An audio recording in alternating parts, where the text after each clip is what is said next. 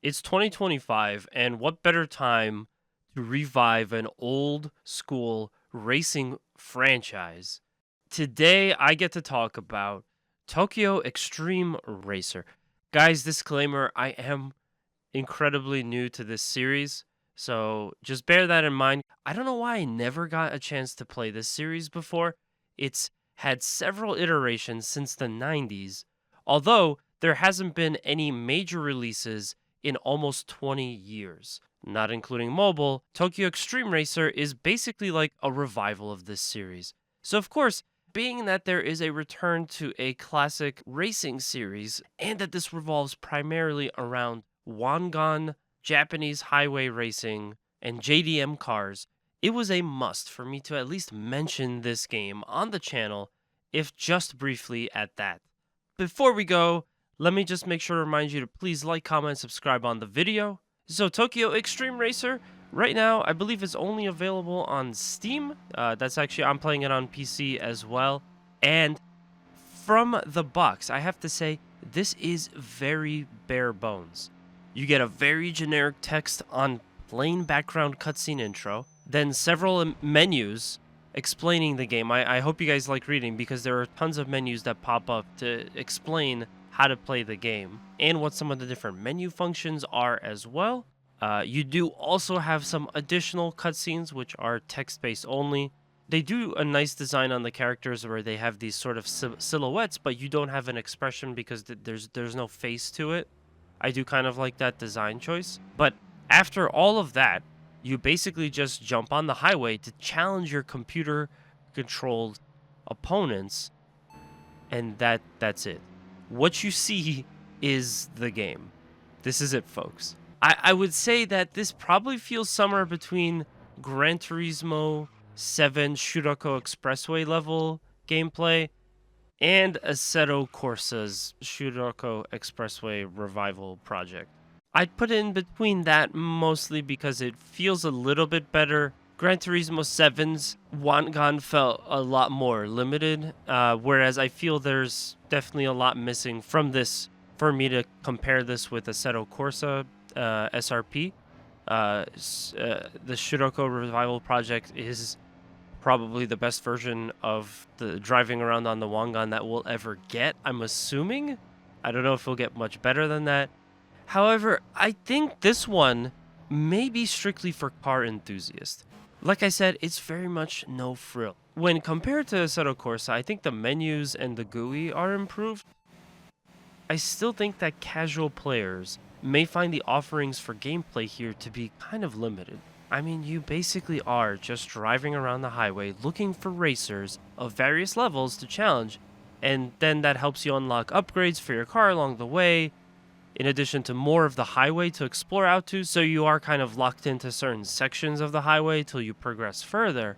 And admittedly, this works well for me, for what it's worth, but like I said, I just don't think most racing game fans coming into this game will be expecting so little structuring in what players are asked to do, tasks, no bookended races, just a series of randomly cruising on a highway and then challenging other cars.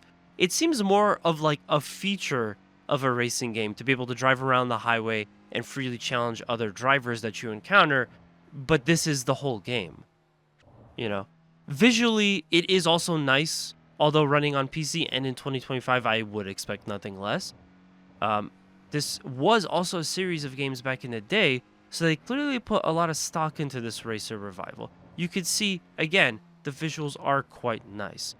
However, there were still times where I thought to myself, if there were mods, they could probably get a much better visual result, like in some of the other racing games. So I don't know too much about the game background community right now, so I'm wondering what the modding landscape will be for this, and if there's any way currently to beef up the graphics further than what the game has available for you in the menus, i.e. with like support from the community. But that is definitely something that is on my mind for this. I think mods would be pretty good. And I also observed one thing with how the controller gameplay feels. So the highway is incredibly distinct with how the road surface is textured. What I mean is when passing over markers or patches in the asphalt, instead of it just being smooth the whole time you drive over it, you can actually feel your tires coming over some sort of imperfection in the road. That's very important in a racing game, and I really like how that translated into the controller aspect of the game, which also included a sound component too, because there's sound that's being generated by the tires when you pass over these sort of rough patches. Now, being a racing game, and I think this is also going to be somewhat of a cross between a race sim, maybe not quite to that level, maybe a little bit more arcadey. But to me, I see this and I just have to think, how does this play on wheel? I got to go ahead and test it. And since I started my experience on the controller, I want to make sure to cover too how Tokyo Xtreme Racer's newest title plays on a race wheel. So I'm going to go ahead and throw it over to the wheel and let's see how that goes. So this is now the game running with the race wheel set up. I've definitely noticed several things about this game specifically, and I'm going to point all of that out in a future video because that ended up running quite a bit longer than I was anticipating. So for the time being, I'm just going to say that this definitely is not a racing sim game. At least it's not up to racing sim standards. I think the most that they have going for this as far as a racing sim game works is that, well, obviously you can hook up your race wheel to it. The process of getting that done was actually relatively simple. It was a little bit confusing at first, but I figured it out and I didn't have too many issues with terms of getting my different racing sim peripherals to work with this game.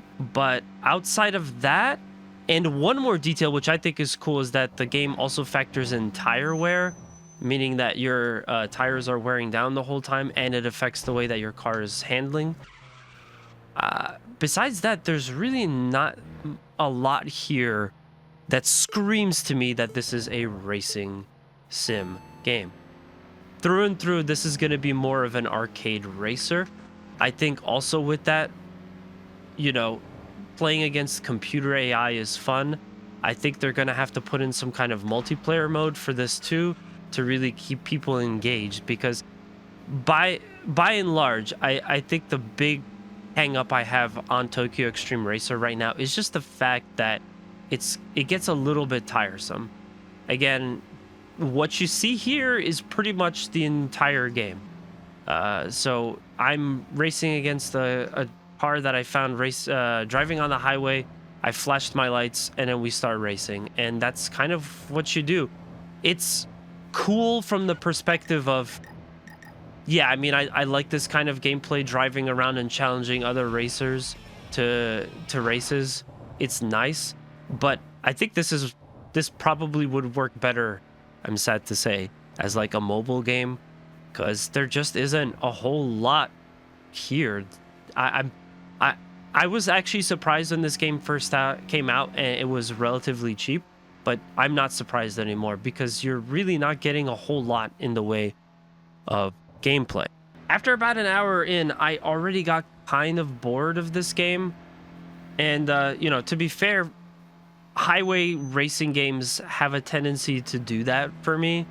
You know, there's only so much of it that I can do before I kind of want to move on to some other stuff. I like things that have a little bit more variety, like JDM Japanese Drift Master, for instance. I like the idea of just being able to hop off the highway and then do stuff outside of that, like circuit racing or toge or whatever. I think Tokyo Xtreme Racer does fail to keep my attention shortly after starting up the session.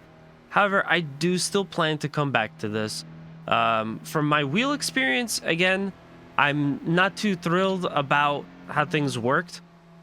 I was hoping for it to be more of a racing sim game, but on the other hand, you know, obviously not every game can be a racing sim games. I still love arcade racers too, so I gotta respect those as well. And yeah, hopefully some of the later game content that they do for this, like the potential of adding multiplayer, will make this a lot more interesting. And I am also looking forward to playing more of the game. This being a first impression video, obviously I've only done so much of the content. All right, I also want to mention really quick too, I like the addition of Slipstream.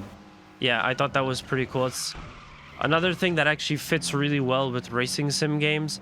So yeah, the addition of the addition of Slipstream. Again, what that is basically one car is behind another car, and that allows the car that is in back to drive a little bit faster because they don't have to deal with wind resistance. When you look at the lower left corner, there's a text box that says Slipstream to it.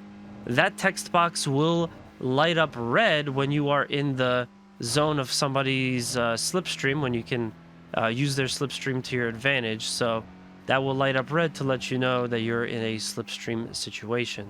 It's actually something that a lot of folks look for in racing games because it adds that level of realism, since in real life, that's how the aerodynamics of racing works.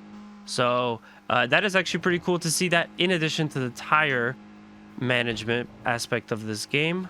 And that's going to do it for this first look. Again, the game has already been available since for about a month now. So if you guys had already played this, you tested it out, or you have any thoughts, let me know what you think.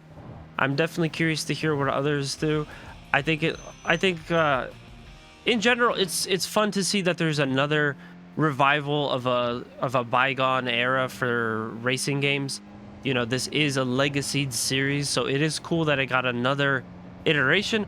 I just kind of wish that there was like more for me to do here, but what is here does leave me hopeful for at least a couple of cool moments racing around Tokyo, having some arcade fun. Anyway, I've meandered on quite a bit, so I'm gonna get back to the Japanese highway, hopefully challenge some more rivals and level up my car even more. Yeah, if you guys could just go ahead and leave a like, comment, subscribe on this video, I greatly appreciate it. You can also check out my streams. I try to stream 2 times per week. You could check me out on YouTube or Twitch. And yeah, be sure to subscribe on YouTube to find out more of our content. Like I said, I did a whole video's worth of additional talking up and walking through my process of setting up the race wheel to get this started. So that's going to be coming out. I guess I'll put that up for next week for as like a little bonus. But yeah, once again, I am Mash the Stampede. Be on the lookout for more of my content, and I'll see you next time.